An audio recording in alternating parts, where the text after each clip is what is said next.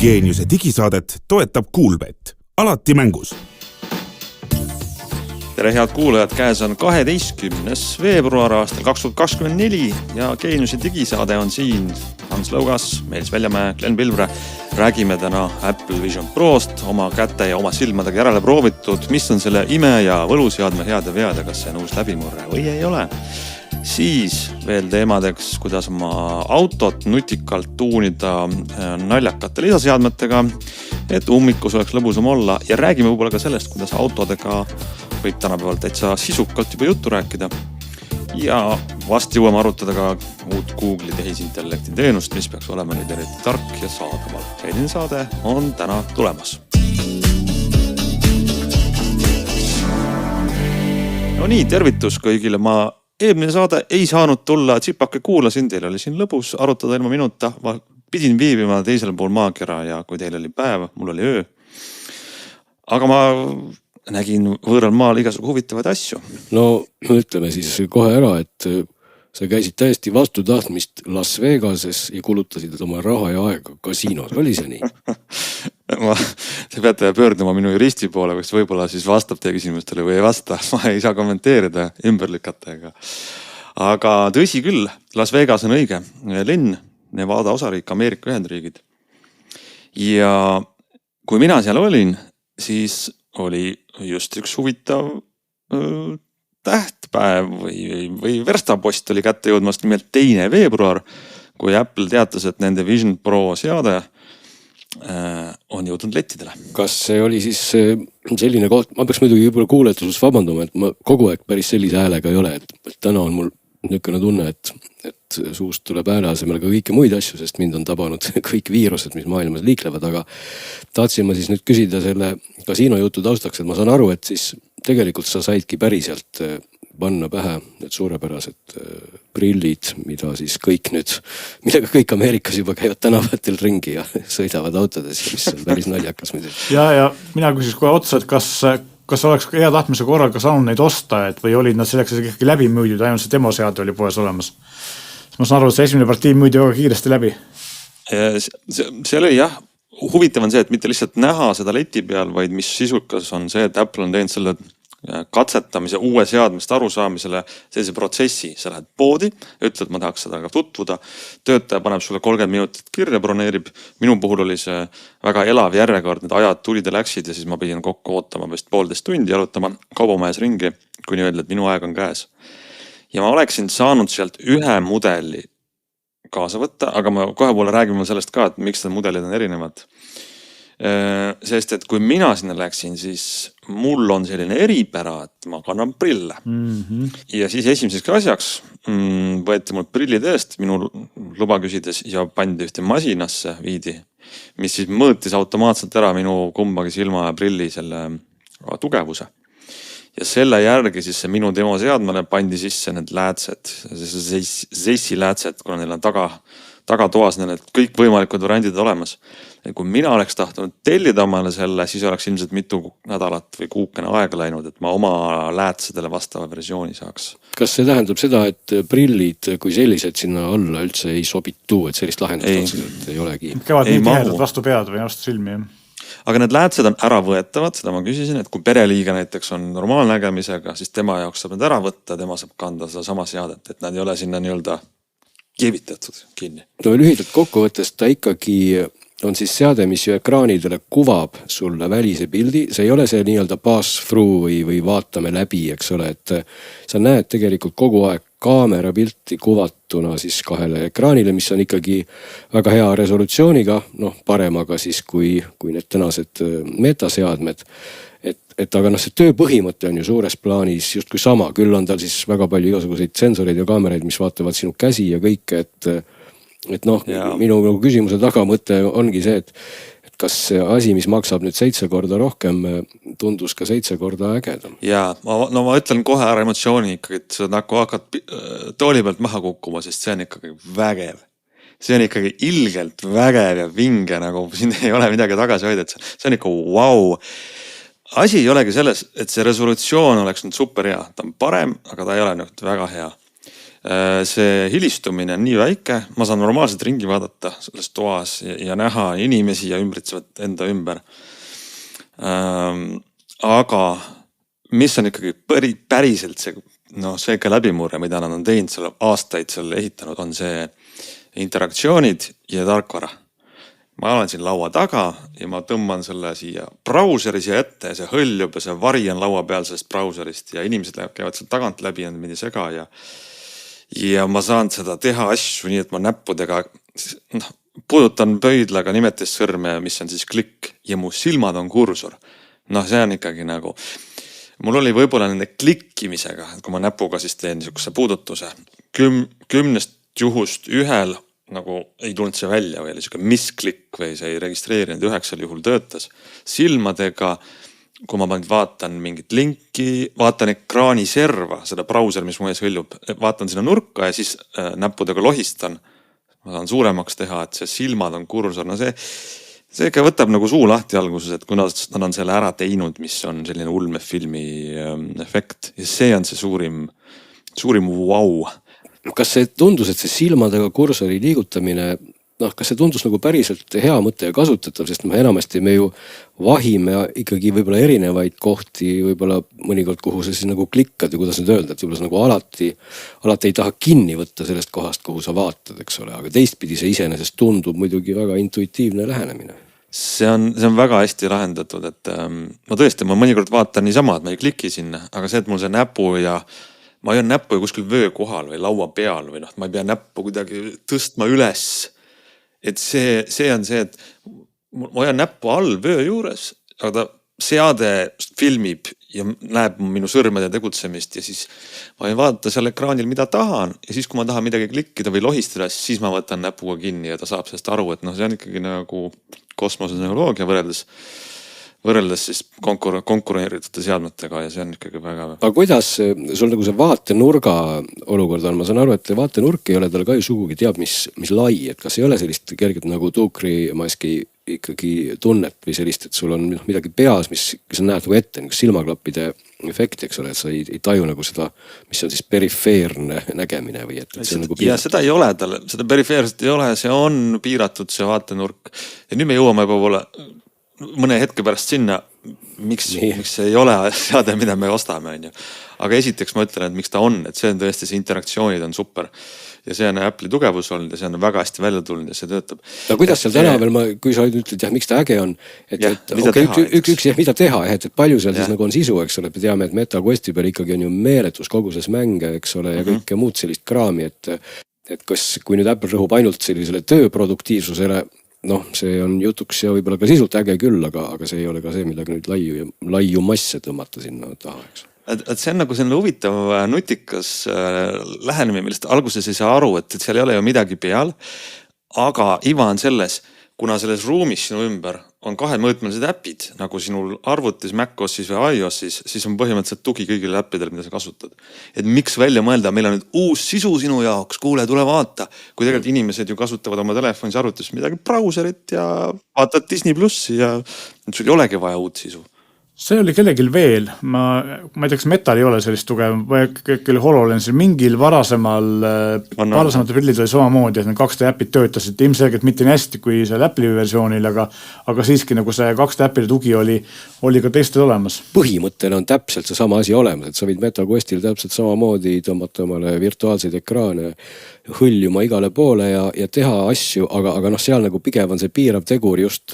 Kuidas kasutada seda? Ma mõtlesin mitte võib-olla kas just kuidas, aga just nagu see resolutsioon ja nagu see tervik, selline tunnetus, et mitte, et sellel uuel Questil nüüd oleks resolutsioon, teab mis halb, eks ole, ta on tunduvalt parem kui eelmisel, aga ikkagi, ma nagu eelistaks täna ikkagi vaadata päris arvutiekraani versus seda läbi prillide kuvatuna virtuaalset arvutiekraani kuskil hõljumas, et seal on nagu, kui see resolutsioon on juba nii hea tõesti, et see prillidest vaadatuna hõljuv ekraan ongi sama hea või veel parem, siis miks mitte selline töö tegemise või vaata, seal on nagu see nagu, ütleme, tarbitav osa meie arvutikasutusest on seal mugav, mida ma mõtlen selle asemel, et kuna näiteks sinu Apple'i konto on sellega seotud, siis sul telefoniga tehtud pildid ilmuvad sinna Fotos äppi ja üks asi, mida ma nagu väga lihtlabane näide, aga järsku seal muutub selles keskkonnas väga eluliseks, on panoraamfotod.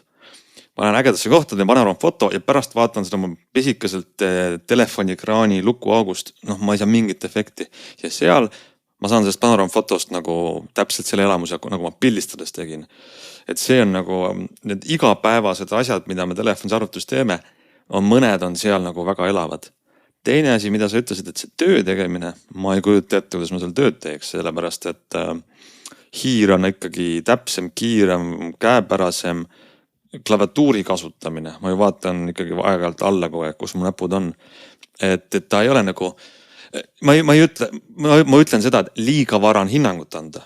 Aga esimese 30 minuti põhjal mul tundub, et ta on selleks osaks, kui sa 9-5 teed tööd ja siis õhtul vaatad filmi, pilte, surfad, otsid midagi, et võib-olla siis. Vaatasin, kõige suurem probleem, mis selle juures on, ilmselgelt see on nagu tee tulevikku ja näitab nii mõndagi seda, mida siis sellise liitrijaosusega teha saab, aga ikkagi kõige suurem nagu miinus on kogu see asja juures ju see, ikkagi see hind, eks ole, et on hea küll, aga ta maksab 10 korda rohkem kui Quest, eks ole, USA-s vist vähem, aga kui ta Eestisse müügil tuleb, siis ilmselt hakkab sinna 5000 euro kanti maksma tõenäoliselt, üle 4 kindlasti. Ja tead, siis ta ei ole 10 korda parem, eks ole. Ma ütlen, see hind ise ei olegi probleem. Inimesed võiks osta selle rahast, aga minu jaoks pärast 30 minutit mina ei ostaks. Füüsikalised piirangud on lahendamata. Ta kaalub üle 600 grammi, ta on peas, ta on raske, läheb soojaks ja see on silmadele ja selle otsmikule hullult väsitav. Aku on väline ja ei kestab vähe, eks ole. Aga samas isegi välise akuga on ta raske ja soe. Et kui need füüsikalistid piirangud lahendada, siis ma oleks nõus maksma sellest $3500. Mul oleks prillide raskused prillid. Selge on ju see, et see ei ole see toode, mida Apple tegelikult teha tahtis seni kuni, või siis kui ta selle arendamise ette võttis, ma ei tea, 10 aastat tagasi juba, eks ole, midagi sellist. Aga lihtsalt ongi see, et me tehnika areng ei ole sealmaal, et see asi oleks selline, nagu see unistustes või Apple'i soovis nagu oleks. See Vision Pro on nagu esimene personaalarvuti, esimene iPhone, mis näitab ära, mida me võiksime teha. Et tegelikult need järgmised generatsioonid väga palju arendavad edasi. Aga see, et sul see interaktsioon ja kasutajaliides toimib nagu, seda nad tõestavad praegu. Samas, eks ole, saan ma nii aru, et ikkagi päris 10 sõrmega sellist virtuaalsel klaviatuuril trükkimist ka ei toeta, et kõikides reviewdes toksitakse ühe näpuga seda klaverit, mis õhus õljub. Ja see on lihtsalt, ma sisestan midagi, aga ma kujutan ette, et kui ma paaritan temaga Bluetooth klaviatuuri laua peal. Seda küll. Et siis ma saaks tööd teha, on ju. Seda on tegelikult ju ka proovitud, eks. Ma vaatasin siin tegelikult on arvuti, et ta on puhtalt CPU ja RAM-iga ja süsteemiga arvuti. Täna tema nagu suurim miinus ikkagi kipub olema see, et see Quest ja kogu see maailm on ju olemas. Ehk et teistpidi ta ei tundu nagu, tuleks ta tühja koha pealt sellise asjana, nagu ta tuleb. Aga mulle praegu vähemalt jutu järgi tundub ta lihtsalt natuke parema resolutsiooni ja lihvituma kasutajaliidesega siis võib-olla jutu järgi, kui on tänane Quest 3. Et ta ei ole nagu selline asi, mis tuleb nagu täitsa ennem ei olnud üldse ja nüüd on vau, sest tegelikult ostad täna 500 eurose Questi, sa saad ka näppudega asju teha, võtta, lohistada, möllata, vaadata oma panoraamfotosid või 3D videoid või mida iganes, et ja ikkagi minu jaoks ka seal nagu see piirav faktor on just see, et ma nagu mingil hetkel tajun, et ma ei taha lihtsalt seda kolakat omal peas hoida nii kaua või et ta nagu. Mina arvan sama. Et kui see kolakas ei ole enam kolakas, kui see kolakas ongi prillid ja võib-olla ma vaatan sealt läbi, just nagu sellist kasutusstsenaariumit nagu Apple rõhutab, et ta nagu minu päris maailma kogu aeg näitab mulle, siis võiks ikkagi lahendus olla hoopis selline, et see päris maailm ongi päris ja need prillid kuvavad ikkagi sinna päris maailma peale siis neid lisa. See on lõpuks ju nende soov ka, aga nad pole sinnamaani veel jõudnud ja ega see päris maailm, mis kaamerandest näidatakse, see ka ikkagi siin ülevaadetest tuli välja, et ta väga hea ei ole, eriti kui vähegi vähem valgust on, eks ole, aga minu jaoks on ikkagi probleem see, et see hind on nagu, ma saan aru, see hind on ilmselt võib-olla ka meelega mingil määral selline, et ei oleks nagu sellist liiga suurt massi sellisel nii-öelda eksperimentaalsel tootel. Kui ta oleks 999, siis 2 korda kallim kui Quest, siis ta oleks võib-olla nagu mõistlik. Aga nagu sellise raha eest sellist asja osta. Inimesed maksavad telekate eest $1000. Aga vahe on selles, et telekat ma saan vaadata 2 tundi järjest ilma, et ma ära väsin. Isegi rohkem. Ja telekas saaks ka vaadata oma pere ja sõpradega, aga see on nagu selline väga üksik tegevus. No see on juba järgmine küsimus, aga eks need toode, mida on võimalik kasutada mitu tundi. Ma saan oma arvutit kasutada mitu tundi, ma saan oma telefoni. Me kõik olime närvis, kui nutitelefonid pidasid vastu ainult 1 päeva akuga võrreldes varasemalt, aga tegelikult me oleme ära harjunud sellega. Praegu see toode, mis maksab 3500, ei ole kasutatav rohkem kui 30 minutit. Ja see on see probleem. Lausa 30 minutit on see tema praeguse akupakiga aeg. Ma ei räägi akupakist, ma räägin sellest. Lihtsalt et nagu tunde peas. Ja. Just, et sa saad kasutada, aga lihtsalt sul nagu pinge on. Et seal on see piirang ja ma arvan, et see on barjäär, mis on vaja ületada. Nojah, ja teistpidi muidugi, eks me võime harjuda sellega, et kui inimesed kõik nendega piltlikult siis ringi kommerdavad need tuukrimaskid peas. No see on juba naljakas. Ta on nagu naljakas. Selge on see, et mitte keegi ei hakka, välja arvatud mõned üksikud hullud ei hakka sellega õues ringi kommerdama. Juba käivad, ära sa märgi. Mina ütleks ka, et ei tasu olla sugugi nii kindel. Inimesed lollusi. Teevad ja kui see asi oleks veel omamoodi nagu siuke moekas ja trendikas käia nendega ringi, miks mitte, et lõpuks ongi see, et kui ja selles mõttes see on omaette asi, et me oleme seda varemgi näinud, et millegipärast Apple suudab seda teha, kus keegi teine ei suuda, et kõik jaburamad asjad tehakse trendiks, et AirPods, mis mul Ansu kõrvast välja paistavad ja ka siiamaani väga koledad on trendiks muutunud, eks ole, et miks mitte sellist asja ka, aga ma samas vaatasin YouTube'ist erinevaid ülevaateid ja seal oli ikkagi näha ka see, et selline ma ütleks, et Apple teeks kõik mida ja kiidetakse ikka, eks ole, sest et olid mõned sellised suured meediakanalid, kes oli teinud ka sellised, kus ma ütlen siis ausad ülevaated, kus olid välja toodud ka need negatiivsed küljed, kaasa arvatud see kaal ja nii edasi hind. Ja siis oli terve hullik selliseid, mida võiks pidada muidu nagu täiesti mõistlikeks kanaliteks, aga kus ikkagi oli sellist täiesti kuidas ma ütlen, ilma piiranguteta kiitmis, kus nagu mitte midagi negatiivset välja toodud ja räägite, kuidas see on parim asi peale viilutatud leiba, eks ole. Ja see mind natuke häirib mitte sellepärast, et see siis oleks nagu halb selles mõttes, et keegi tohiks seda asja teha või lihtsalt see, et sellised nii-öelda muidu ennast erapooletuks nimetavad kanalid nagu lähevad kaasa sellise haibiga liiga palju, et see on nagu Apple'i see sama reality distortion field on ikka väga tugev seal ka. No ei, ja muidugi teema lõpetuseks ikkagi, ma ütleks, sisu ikkagi loeb, et ühtepidi muidugi on see hea mõte, et sa võtad, et tule meie boksi lihtsalt sellepärast, et meie boksis on nüüd palju ägedam virtuaalne maailm ja sa saad kõik oma aknad riputada sinna õhku. Aga teistpidi, kui sul on pakkuda ikkagi selline sisu, nagu täna ka Questil on kas või mängudena, see on kõva sõna, et see, ma ütleks, et mitte, et ma nüüd Questi kasutaksin 24/7, vastupidi, ta on jälle mul olnud kogu aeg riihulis peaaegu viimase kuu, aga kui ma ta sealt välja võtan, ma ei hakka taga tegelikult oma desktopi aknaid ümber oma pea sikutama, ma pigem panen käima mingi ägeda mängu ja möllan sellega, et minu jaoks nagu tundub see pool tegelikult atraktiivsem, et lihtsalt täna teda nagu turundada nüüd ainult sellise virtuaalreaalsus või mitte virtuaal, vaid augmentid või liitreaalsus seadmena sellisel kujul, ei ole nagu see tule väga veenev, et loomulikult, kui mul oleks 3500 rupsti ja ma tahan olla sellise natuke düstoopse maailma saadik ja ringi sellega tänaval käia, siis tegelikult oleks äge toode ja ma ütleks, et võiks selle lausa prooviks osta või kindlasti tahaks seda testida ja vaadata. Aga neid punkte kus ta on täna sellise, küsimärke ühesõnaga on õhus palju, ripuvad seal virtuaalreaalsena sul pea kohal. Jah, täpselt nii ta on, et esimese generatsiooni seade on mingis osas, on põhjus, miks nad selle turule tõid praegu, see on selgelt näha. Aga kaugeltki valmis ta ei ole.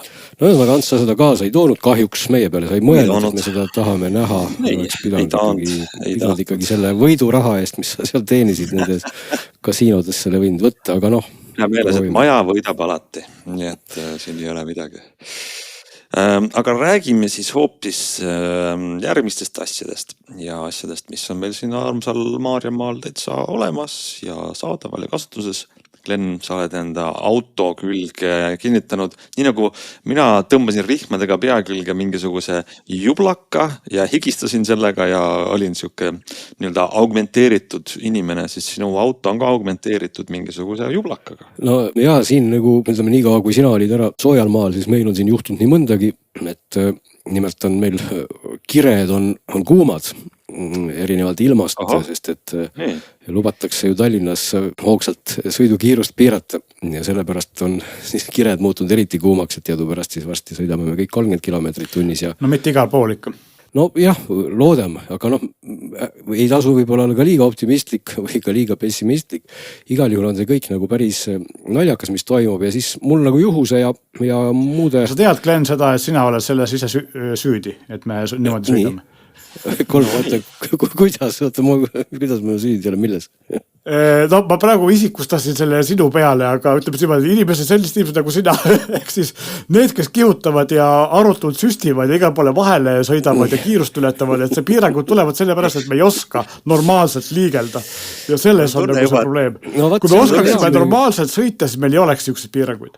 No vaat see on muidugi üldse võib-olla küll, mis meie saatesse ei sobiks, aga kui sa juba Meelis otsa lahti tegid, ma nagu ütleks, et mis selle puhul nagu kõige jaburam on, et loomulikult ma ei ütle, et me peame sõitma kuskil vana linnas 100-ga 2 ratta peal on ju. Aga kui me oleme projekteerinud omale Tallinnasse teed, no võib-olla väga hea näide on just nimelt Pirita tee. Kõik teavad, milline on Pirita tee ja kõik, kes on piisavalt vanad, teavad ka, et see Pirita tee oli tegelikult omal ajal 70 kilomeetrise tunnikiirusega tee, see tehti juba kaugel nõukogude ajal. See on korralik 2-realine eraldatud või 4-realine eraldatud radadega tee. Ehk see tee on projekteeritud sellise kiiruse jaoks. Nüüd me sõidame seal 50-ga, mis on ju tegelikult ka mõnes mõttes täiesti absurdne ja eriti absurdne on see, et seal on olemas muutuva kiirusega liiklusmärgid ja see tee on ka öösel, tühjal ajal täpselt samasugune. Ehk et me kulutame raha, me projekteerime ühe suure ja ägeda tee ja siis pärast me otsustame, et ei tea, kas seal ikka nii kiiresti tasub sõita. Autojuhid arvestavad reeglina, autojuhid ei ole tegelikult lollid, võib-olla tundub mõnele, et nad on. Sõidetakse tegelikult vastavalt sõiduoludele ja vastavalt tee läbilaskevõimele. Ei sõideta? No normaalne inimene sõidab. Kuidas sa oled lahendanud oma auto siis selle sõitmisprobleemi? Ma tahaks jõuda teemani. Teemani jõuamegi sellega. Mina tahaks lisada, et... Oota, ma tahaks kuulata Glenni seadme kohta. See on ikkagi meie teema. No, ühesõnaga, tulles jah, siis selle koha pealt sinnani välja, et tegelikult kiirused ja teed peaksid olema proportsioonis, et ei ole vaja teha laia ja suurt teed, siis hakata seda pärast liiklusmärkidega kohitsema, eeldades, et kõik on lollid, kes seal viibivad. Aga teistpidi, kui tõepoolest sa tahad öisel Pirita teel sõita 50-ga või miks mitte ka 30-ga või üleüldse ka 5 kilomeetrit tunnis, kui see sulle parajasti sobib, siis tegelikult on sul autos igav.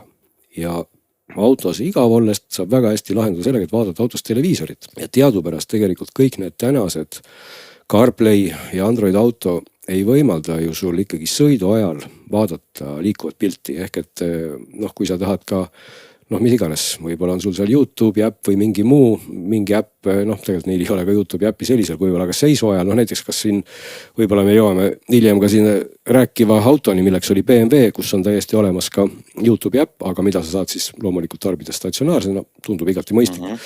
Aga teistpidi on seal ka selliseid natuke totraid piiranguid, näiteks kes kasutab võib-olla Android autot, CarPlay'd Waze'i sealt kaudu, siis on seal väga jabur piirang see, et nii kui auto hakkab liikuma, siis öeldakse sulle, et vabandust, enam sa ei saa Waze'i toksida sisse sihtpunkti, sest see on ohtlik.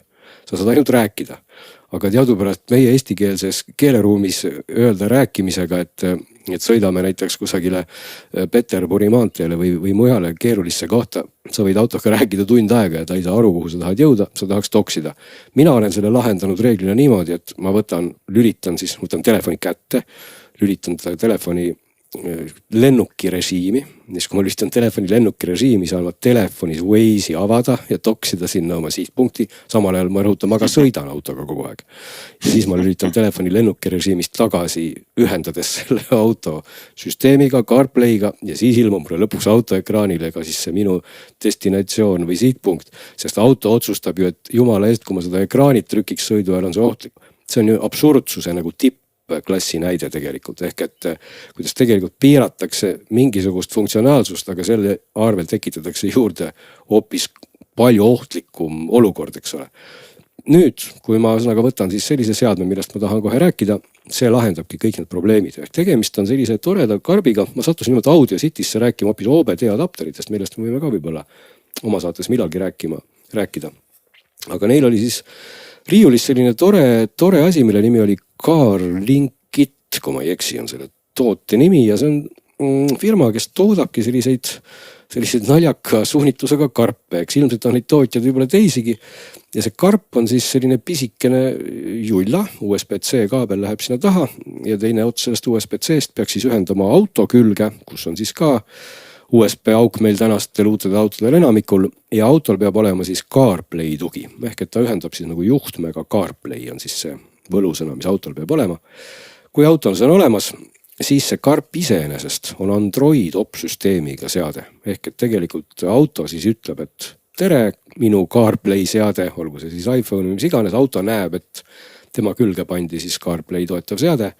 Ja tegelikult see seade on siis Android opsüsteemiga seade. Android simuleerib auto jaoks iOS seade. Ta ühendab läbi CarPlay auto külge seadme, mis tegelikult on siis täisfunktsionaalne Android seade kogu oma opsüsteemide ja kõigega. Ehk et mul tekib nüüd auto ekraanile piltlikult öeldes Android tahvel.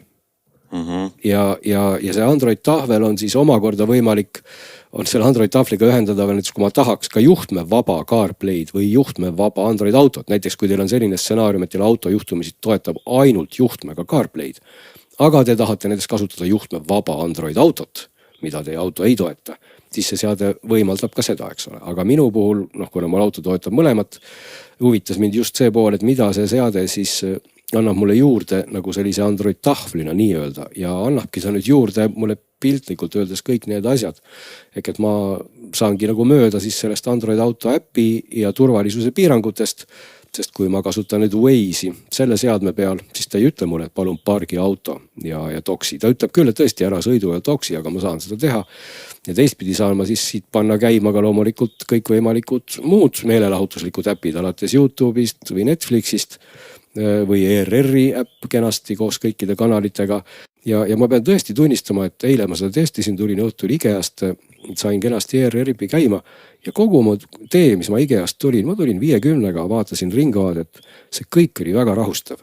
Ehk et ma saingi aru, et kui ma tegelikult sõidan nagu Waze'iga, kui mul töötab Waze, ma vaatan kogu aeg, nii, siin on vuntsidega mees, siin on mingi muu asi. Ma olen tegelikult nagu kogu aeg sellises sõidurežiimis. Ma tahan nagu kiiresti kohale jõuda. Ma ei ole autossi kui uimerdaja, eks ole. Aga kui mul ei ole Waze'i tegelikult ekraanil, siis mind ei huvitagi vuntsidega mehed, sest ma sõidangi kogu aeg 50-ga. Et tegelikult iseenesest see lahendus, et mul on autos selline multimeedia, mis tõesti töötab, on just väga äge ja kui meil linnas on 30 piirang ja meil on ju täna uued autod, siin nagu neil kuulus lauljagi ütles, et sellel, kui me sõitsime Žigulidega, siis olid meil 70 ja 60 piirangud või mis iganes. Täna on meil autod, kes piltlikult pidurdavad ennem jalakäijaid ja teisi autosid ju ise ja nüüd me hakkame... Neid on ikka väga vähe veel. No neid võib-olla on vähe, aga pean mainima, et uuemad viimaste aastate autod juba teevad seda kõik. Ja eestlased on ikkagi auto, paneme siia piiksu, et tegelikult olukorras lihtsalt, kus autod tegelikult pidurdavad ise, me sõidame 30 kilomeetrit tunnis, siis selliste meelelahutuslike saadete vaatamine autos on tegelikult täiesti rahustav tegevus, et sa ei pea ruttu enam kohale jõudma, sest tegemist on huvitava saatega. Et selles mõttes mulle see asi hakkas täitsa nagu meeldima, et ta nagu vabastab ära kõik need piirangud. Loomulikult ma ei pea ju kogu aeg autos televiisorit vaatama, ega me siis päris nagu mingi loll ei ole. No tegelikult on see ikkagi juhtimise osast sul tähelepanu on ju sellel. Ja mina ei ole ka seda üldse nõus. Kui sul keegi laps astub tee peale, siis selle seadme... Ükskõik millise pildi vaatamine liikuvus autos on ikka päris nõu. Kui laps astub tee peale, siis on see seade tegelikult sul lõpuks süüdi selles, et no ma üldse ei vaidle, et see nii on, ega see siis ei tähenda, et ma nüüd vahin nagu silmaklappidega seda oma keskmist ekraani seal, eks ole. Küsimus on, kas see ekraan annab midagi juurde võrreldes sellega, kui sa tahad, sinu jaoks on nagu väärtus, et sa saad roolis alles vaadata telekat, et kui sa vaatad seda telefonist, et kas see on nagu vahe. Aga minu jaoks on nagu väärtus see, et kui ma oleks 30-ses ummikus, kus auto nii ka pidurdab ja kui mul ma ei vaata autost mingit sellist märulifilmi Dolby Atmosega, eks ole. Et kui mul tiksubki seal selline ringvaate taoline jutusaade, ma ei vaata seda pilti nüüd silm punnis kogu aeg. Ma pigem kuulen seda juttu nagu raadiot. Aga see on mul võimalus. Ja ühel hetkel sa näed silmanurgast mingit liikumist ja siis sa ei märka seda, et su piki vahe läheb selliseks, sa oled kellegel tagant sisse sõitnud. Võib-olla siis ühel hetkel juhtub, aga igal juhul tänaseni, kui ma siin Waze'iga nii-öelda ringi kihutan, noh, ma ei ole seda nagu juhtunud, et ehk tegemist ei ole üldse, et ma nagu propageeriks nüüd, et hakkake kõik vaatama televiisorit, aga kui me peame sõitma ikkagi 30-ga selle koha peal, kus tegelikult võiks sõita palju kiiremini ja tegeleda auto juhtimisega, siis minu arust üldse vähem jabur ei ole see idee, et me võime autos teha ka muid asju, ehk et siin võib ka vaadata sellist väikest võrrandit selle koha peal. Noh, vot siin me peame küll, mina pean ütlema ja kuidas Meelis vist kõlab ka niimoodi, et meie seda ei toeta, mida Glen räägib. Ootaks ära isesõitvad autod ja siis tegeleks muude asjadega autos. Aga iseenesest sellega ma olen nõus Gleniga, et on kohti, kus võib-olla meil aitaksid kaasa mingisugused nutikas liiklussüsteem või mingid nutikad liiklusmärgid, mis dünaamiliselt suudaks kiiruspiiranguid muuta, sest et tegelikult on ka, ma olen nõus sellega, et on hetki, kus on teed täiesti tühjad ja siis ei peaks võib-olla 30 sõitma ja on kohti, kus ja. Me tahame kõik olla need liikluse asjad, need eksperdid ja see on väga tore, sest me osaleme liikluses, aga las ma räägin lõpuni, ma tahan öelda seda, et sama me nagu Vision Prost räägime, siis inimesed panevad sellega pähe ja on esimesed videod, kus nad rooli taga on, sest et sa ju näed sellest läbi, sa näed, mis ees on ja auto hoolitseb sinu ees, kui ta pidurdab. Et see on nagu lahe ja pull, aga kindlasti tulevad ka esimesed trahvid. Aga ma arvan, et kahjuks tulevad ka esimesed õnnetused. Nii et selles mõttes on see asi, mida ei tasu teha. Ütleme, et siis tulles tagasi selle sama seadme juurde, et mulle väga, väga meeldib uskuda sellesse, et inimesed ei ole lollid. Mulle väga meeldib uskuda sellesse, et inimesed tegelikult on targad ja neil on mõistust. Ma saan aru, et sa oled naiivne. Võib-olla ma olengi naiivne, aga minu maailmas võikski olla inimesed, kes ei ole lollid ja kes nagu võtavad vastutuse ja teavad, mis nad teevad. Ma ei taha, kui selle vastutuse võtab minu eest keegi teine, kes ütleb mulle, kui tark ma parajasti olen. Ja see ongi täpselt see sama koht, kus see seade väga hästi nagu avab minu jaoks nagu maailma, ehk et need piirangud kaovad natukene ära, ma saan vabalt autoekraanile asju. Tegelikult ma ei pea ju ka seda sõiduaeg siis tegelikult tegema, ma võin teha ka seda ju mitte sõiduajal, eks ole, et ma võin vabalt ka eelis selle CarLinki seadmel on, et miks mitte oma telefonist kuvada sinna CarPlay ekraanile midagi, sest et Android auto tuge pole või ma üritan sellest praegu aru saada. Sa ei saa kuvada. Telefonist ei saa videot kuvada. Sa ei saa telefonist CarPlay. Aga kui see seade kuvab läbi CarPlay, siis auto laseb seda mängida, on nii?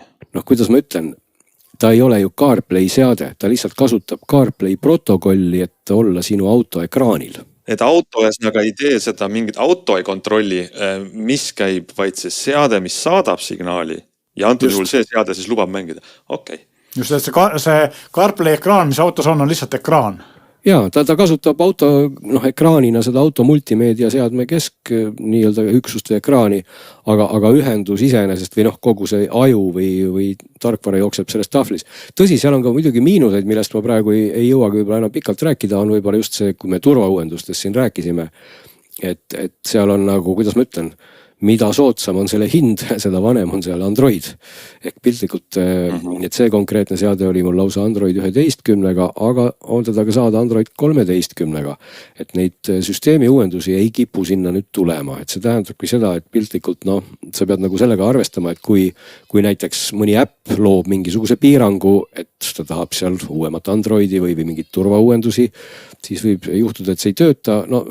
Tõsi, seal ERR-i äpp töötas kenasti, Netflixi äppis töötas seal üks vanem versioon, et kõige uuem juba hakkas pirtsutama selle vana Androidi puhul.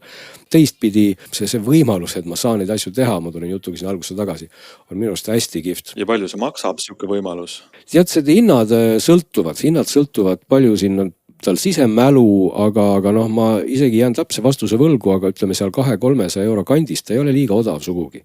Aga ta on ka selle eest võimekas, siia käib SIM-kaart siis sisse, sa võid loomulikult kasutada teda niimoodi, et ühendad või jagad omal wifi ühenduse siis telefonist või on ka autosid, kus täna on SIM-kaart sees, mis võimaldavad wifi ühendust jagada, aga põhimõtteliselt kõige lihtsam variant ikkagi on panna mõne kohaliku operaatori SIM, võtta mobiilne andmeside aga siis maksta seadme eest tuleb kui palju? Seadmeest tulebki maksta olenevalt nüüd seadmest 200-300 euro kandis. Android tahvli hind, jah? Seadmeid on nagu erinevaid, et see CarLinkit ise toodab neid erinevas mõõdus ja formaadis. Audiocity letil on neid seal mingisugune valik, et kui te lähete kusagil Amazoni, on seal mingisugune valik, et see pilt on üsna kirju, et ega iseenesest pigem see jutt võib-olla tähendab ka seda, et ei pea jääma isegi kinni võib-olla sellesse ühte seadmesse, aga pigem, et see võimalus on nagu olemas ja ma pean nagu tunnistama, et see võimalus kasvõi, et ma Waze'il saan panna aadressi sisse sõidu ajal on ka ikka väga-väga äge, et noh, ma olen nüüd sellega siin kõigest mingi paar päeva sõitnud ja ei ole väga jõudnud nüüd aru saada, et kas ma nüüd päriselt tõesti tahaks ka seda ringvaadet kogu aeg sõidu ajal vaadata.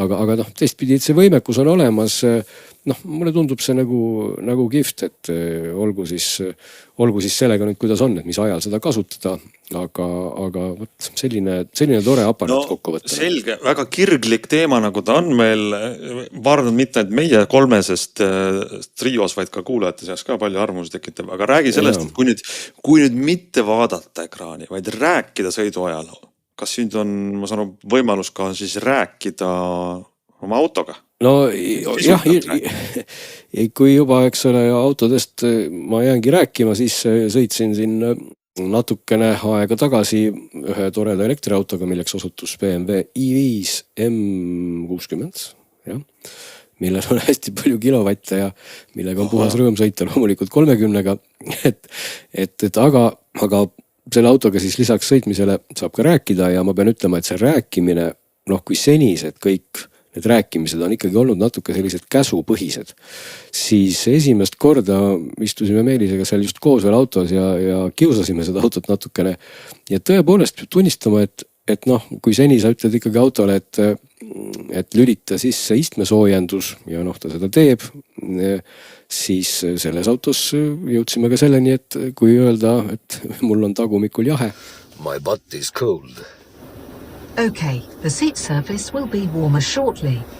Siis auto tõlgendas seda täpselt samamoodi ja aktiveeris istmesoojenduse ja täpselt samamoodi oli siis käed ja roolisoojendus ja noh, ühesõnaga sa võisid suhteliselt vabas vormis rääkida ja öelda, mida sa tahtsid ja auto tegi seda, et see kõlab nagu uskumatult, sest 10 aastaid autos on see nupp, häälkäskuste nupp, kus tuleb siis karjuda mingisuguse syntaksile järgnevas mingis tempos, hääletooniga, tugevusega sõnu ja siis võib-olla auto saab midagi aru, et see on täiesti nagu uskumatu, mida see on uskumatu ja küll, aga noh, võib-olla seal ikkagi oli see koht, et kas mul oli ka väga nohune hääl ja minu inglise keele hääldus ei ole päris selline võib-olla nagu BMW insenerid on seda ette kujutanud ehk et see auto nasaalse häälega sakslased on sisse lugenud teksti. Ja, et mul ikkagi ka kohati autoga kommunikeerimine jäi nagu selle taha, et auto sai valesti natuke aru, et ma maanteel sõites proovisin korduvalt sundida teda oma jalgu soojendama,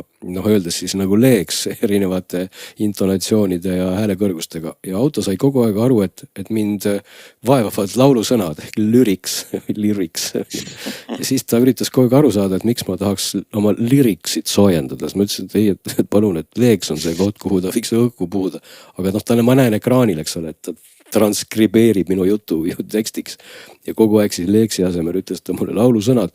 Nii et kuniks ta saab minu sõnadest õigesti aru, siis ta tegi ka suhteliselt õigeid asju ja loomulikult noh, see hääljuhtimisega kontrollimine ikkagi puudutab väga suurt osa auto funktsionaalsusest, et noh, tõsi, seal ei saanud mõningaid asju teha, noh, katuseluuki ta ei avanud, ta ütles, et ei, et see läheb tema võimekusest välja, küll kõiki aknaid ta avab, lülitab sõidurežiime muide, mis oli, noh, tundus mulle, et ohoo, kas ma saan seda tõesti häälega teha ja piisab, kui ma ütlen talle siis emotsionaalselt või vähem emotsionaalselt sport või efficient või mis iganes, me ei pea isegi väga pikalt seda tegema, ta kohe seda hopsti teeb ja noh, muidugi arvestades veel selle auto iseloomu, nagu ma ütlesin, siis oli selle kilovatte kaugelt rohkem kui ühelgi mõistusega ja mõistuseta inimesel vaja on, siis kui sa lülitad ta ikkagi sportrežiimi, siis ta noh, tõmbab ka need istme seljatoe niimoodi kokku, nii et nagu koostöös selle häälega seda käsku anda. See oli nagu naljakas, sul tuli nagu naeratus suunurkas, kui sa ütlesid, et nüüd, et sport mode, please, siis kõik autos muutud, valgus, iste tõmmati kokku ja sul tõesti tundus, et no nüüd läheb päris hulluks, eks ole, nii et iseenesest täitsa siuke, noh, ütleme mina, kes on tulnud ikkagi Michael Knighti generatsioonist, mulle tundus praegu, et vaat nii, et nüüd see on kohas, et nüüd see hakkab käes olema, et see on nagu vägev. Ja noh, siinkohal tasub ju meelde tuletada, et me isegi ütlesime vist, et Vaakgrupp oli see, kes CES-il teatas oma autodes just nimelt siis keelemudeli kasutusele võtmisest uutes mudelites ja ja ilmselt see BMW tõesti, kas ta on ka midagi sellist teinud ja vaevata seda siis tegemata jätab, kui ka täpselt veel ei ole, nii et ega tulevik ongi see, et me saame vabalt autoga ju rääkida ja mis võiks olla veel toredam, kui autoga sõiduval rääkida, siis ei peagi isegi võib-olla telekat vaatama, kui sa saad seal 30-ga autoga filosoofilisi vestluseid. Palun Glennile see BMW, ma olen poolt. Ma tegelikult arvan, et sellega seoses ilmselt me ikkagi näeme, kui need keelemudelid arenevad ka seda, et Glennil kaob, minul ka tegelikult sama probleem, et see on probleem. Meil kõigil on see probleem, et veis ja muud asjad ei saa väga hästi aru, kui eesti keeles ütleb, kuhu minna, et ka selle peaksid need keelemudelid mingil hetkel ikkagi pigem varem kui hiljem ära parandama. Lootus on. No see on äge, aga võib-olla lähme järgmise teema juurde, sest keelemudelid on nagu viimased 12 või 18 kuud olnud nagu kõige kuumem asi. Aga järgmiseks võtame ette Google'i Gemini, mis minu arustamist mööda midagi enamat kui keelemudeleks, et see ei ole ainult tekstipõhine, vaid uus ja vinge siis masinõppe mudel, mis on eriti tugev ka visuaalse meediaga ja selle uus versioon on nüüd siis käes, väljas, kättesaadav, kasutatav, isegi tasuta proovitav. Kas te olete Gemini Advanced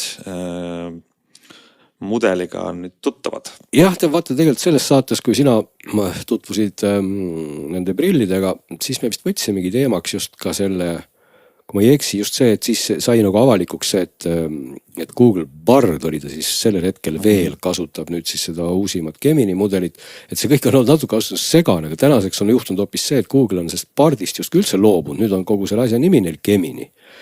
Ja nüüd siis see sama Gemini, mis siis oli veel nädal tagasi ilmus meile sinna Bardi konteksti ja oli siis selline suur uudis, nüüd on siis sellest Geminist väljas siis see nüüd veel järgmisem versioon, mille nimi on siis Gemini Advanced.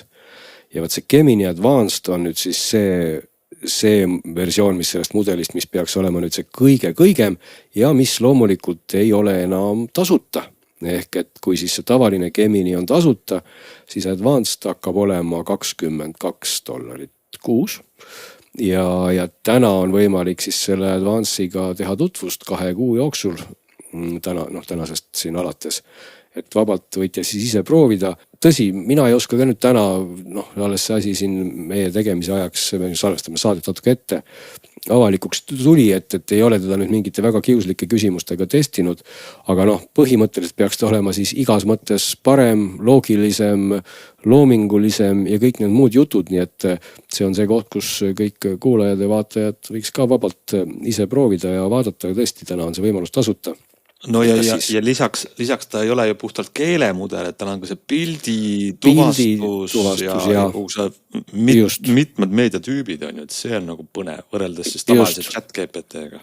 Ja täna GPT-4-l on ka pildituvastus, et tegelikult ega nad on üsna sama sammu astuvad nad kõik, et aga GPT-4 eest sa täna pead ka maksma $20 kuus, nii et näis, kuhu see konkurents selle hinna lükkab või kas lükkab, aga mulle tundub pigem, et ongi varsti nii, et me maksame siin piltlikult iga sellise asja eest umbes nii palju, et päris tasuta me ei saa, et ise küsimus ongi selles, et kas meil on nüüd vaja seda, et kas see Advanced Gemini või Gemini on siis nii palju parem kui see teine sellise tavalise jutu või suhtluse jaoks, et ta oleks väärt seda raha, eks ole, ja muidugi Google ise ütleb, et see sama mudel siis, kui te võtate selle tasulise liitumise, siis peaks ka nüüd õige pea siis, millal hiljanes see tulevik meil kätte jõuab, integreeruma ka siis loomulikult kogu sinu muude Google'i teenustega, nii nagu Microsoft siis oma Copilotiga tahab sinu meile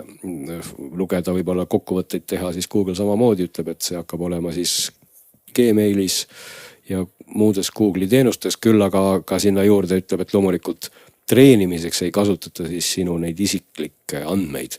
Ehk et sa võid anda ise nõusoleku, et sinu juttu kasutatakse treenimiseks, sa võid anda oma jutule alati tagasisidet, aga sa võid minna ka seal seadetes siis lülitada lüliti välja, kus siis isegi noh, väidetavalt siis sinu juttu ja infot, mida sina jagad, siis päris inimesed ja mudel ei kasuta siis oma õppimiseks. Aga muidu, kui sa lüliti sisse jätad, siis on ka võimalus, et mingi päris inimene siis veel tegeleb sinu probleemiga piltlikult öeldes, et loeb sinu juttu üle.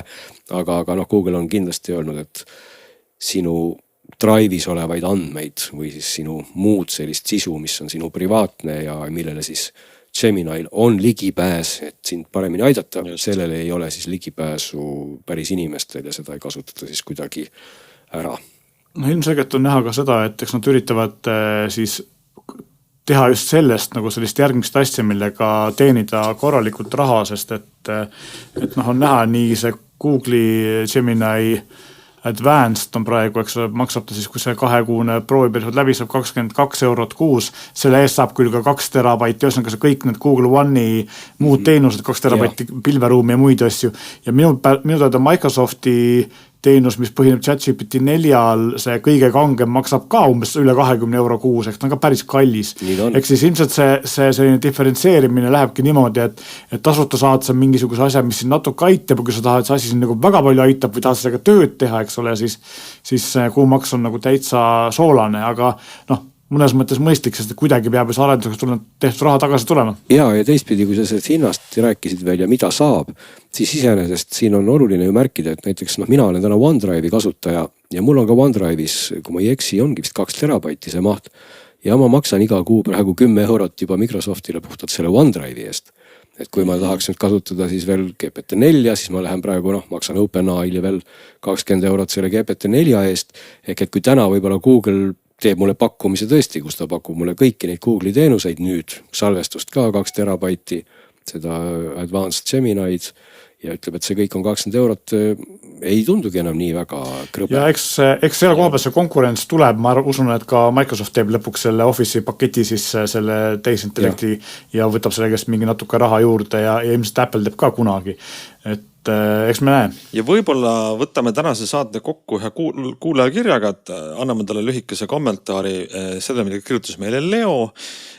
Leo kirjutab meile siis sellise küsimuse, mure ja kommentaariga, et telekad vananevad kiiresti ja nende vastupidavus väheneb, nagu ta ütleb, ja mõnes mõttes on see naljakas, aga tõsi, näide 3-4 aastat vanad telekad, mille tarkvara näiteks on Android, ostes on, maksavad rohkem kui 1000 eurot, on kallid, aga paari aastaga Netflixi äpp on uuenenud, aga teleka riistvara ei jõua seda jooksutada, subtiitrid tulevad ette hilistumisega, YouTube'i äpp lülitab ennast välja, menüü liigub jonnakalt, mõned menüüd ei avane üldse.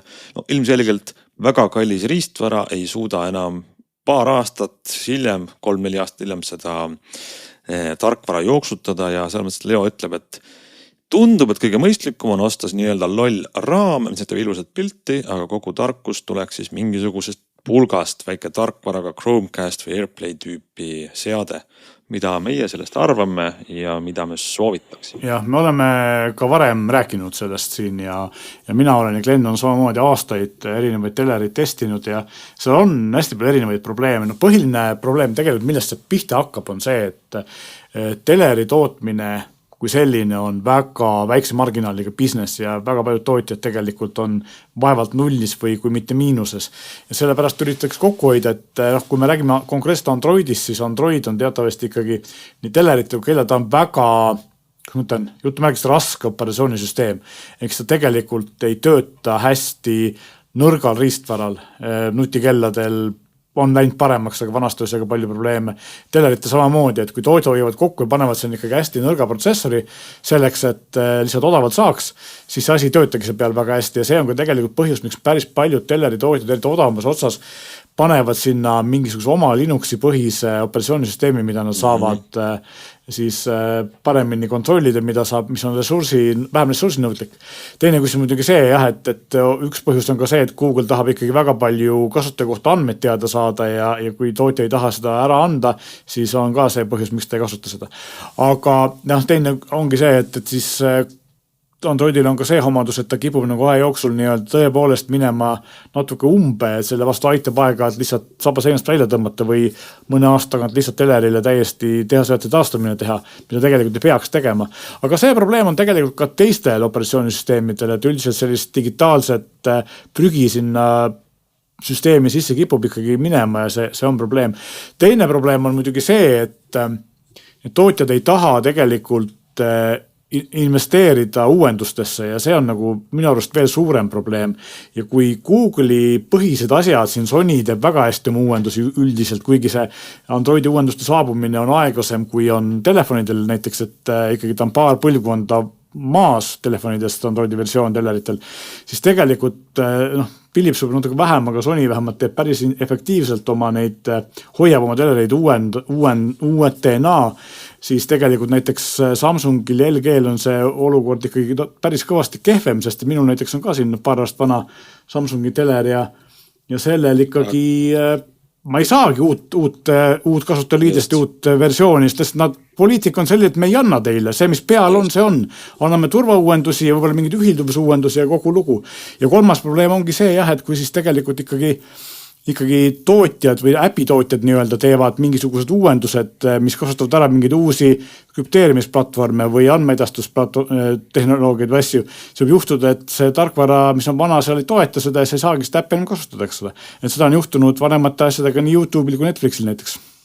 Kas sa, Meelis, oskad lõpetuseks anda ühe soovituse, millist pulka võiks osta selleks, et olla teleka vananemisest? Ma tegelikult tahtsin ka alustada sellega, et kui sa valid telerit, siis tegelikult peakski suhtuma telerisse, nagu siin see kuulaja kirjutab, et teler on loll raam. Kurbas on lihtsalt see, et mitte nutiteleriteks nii lolli telerit tänapäeval enam olemas ei ole, neid osta ei saa. Aga pulgaga saab seda asja selles mõttes lahendada, et pigem võiks osta nagu teleri, vaadates selle pildi ja heli kvaliteeti ja seda, et kas tõesti sel hetkel mingid äpid, mida sa saavid kasutada seal peal, normaalselt töötavad ja selle arvestusega, et võib juhtuda, et 3 kuni 8 aasta pärast lihtsalt sa pead sinna mingi pulga külge panema. Aga pulkadega on jällegi sama probleem, mis on tegelikult, ütleme, et kõige puhtama interface'iga, kõige kiirem asi ei ole pulk, vaid on karp ja see on Apple TV. Apple TV-l on 2 häda ainult. Esimene on see, et ta on väga kallis ja teine on see, et tal ei ole Eesti äpile tuge praktiliselt üldse, eks ole. Nii et kui sa vaatad ainult Netflix, YouTube'is, võib-olla see on lahendus. Pulga eelis on muidugi see, et pulk on väike ja see mahub igal pool ära, et ta ei ole eraldi karp sul, eks. Ja pulkade puhul, endiselt Google'i Chromecast, mis on praegu paar aastat vana, on täitsa okei.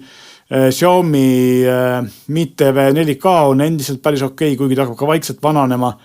Pulkasid on tegelikult veel, ma ise kasutan tegelikult Amazoni Fire TV 4K Maxi sellepärast, et me vaatame päris palju Briti kanaleid ja sinna saab ka nii-öelda häkkida või siis sideloadida ka Eesti äppe, eks ole, et töötab mõlematega, sest millegi pärast Briti kanalite äppe ei ole olemas. Enamust ei ole olemas Android TV platvormile. Miks nad seda teevad, ei oska öelda. Et lõpuks need asjad, mis maksavad sinna 50-60 euro kanti ja teevad selle töö ära. Aga siin on nagu sama asi, millest ma rääkisin eelmine kord, see reklaamide tugi ja nii edasi, et see sama Amazoni Fire TV, mida mina kasutan, kuigi on hea hinnakvaliteedi suhtega, siis seal ikkagi näeb aeg-ajalt ka pesupulbri reklaami, eriti kui ma olen VPN-iga ennast Inglismaale valetanud, siis nad arvavad, et ma olen inglise tarbija ja nad saavad mul näidata igasuguseid omapäraseid reklaame. Heal juhul ma näen seal Kupra reklaami näiteks, aga kehvemal juhul ma näen seal mingit pesupulbrit. Pead ostma pesupulbrit ja Kupra endale.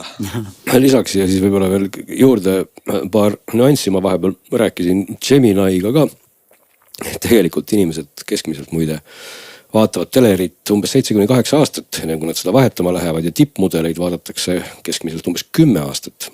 Et see tähendabki, et omas mõttes on nagu paradoksaalne, et me mobiiltelefonidest, kus justkui tootja utsitab iga aasta tulema meid poodi ja see välja vahetama. Nüüd räägib 7-aastastest turva ja mis iganes uuendustest, kui tegelikult nagu potentsiaalne klient võiks piltlikult järgmisel aastal uue aasta versus teleritootja, kes tegelikult teab, et tema klient võib-olla vaatabki tippmudelid 10 aastat, ei poeta sõnakestki. Palju ta nüüd seda telerit uuendab või mitte.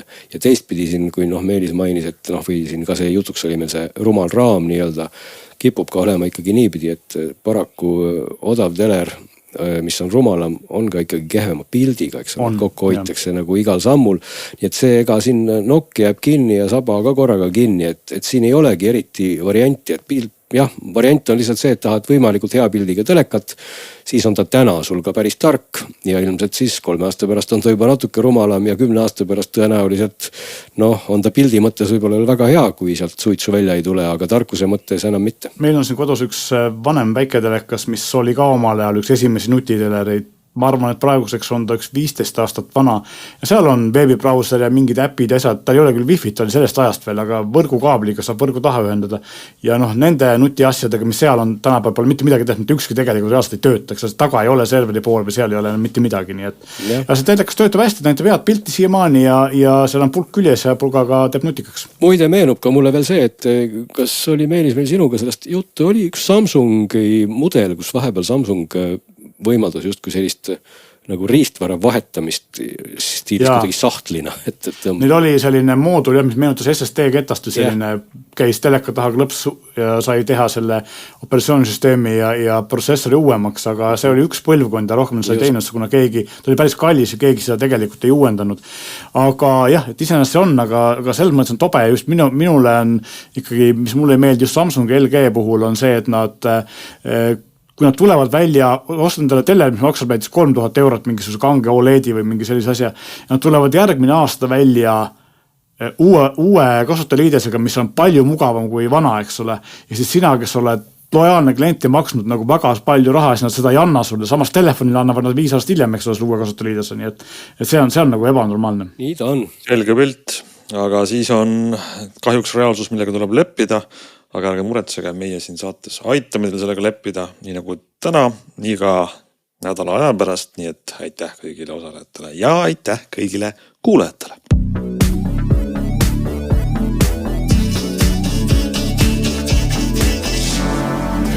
Geeniuse digisaadet toetab Kuulbet. Alati mängus.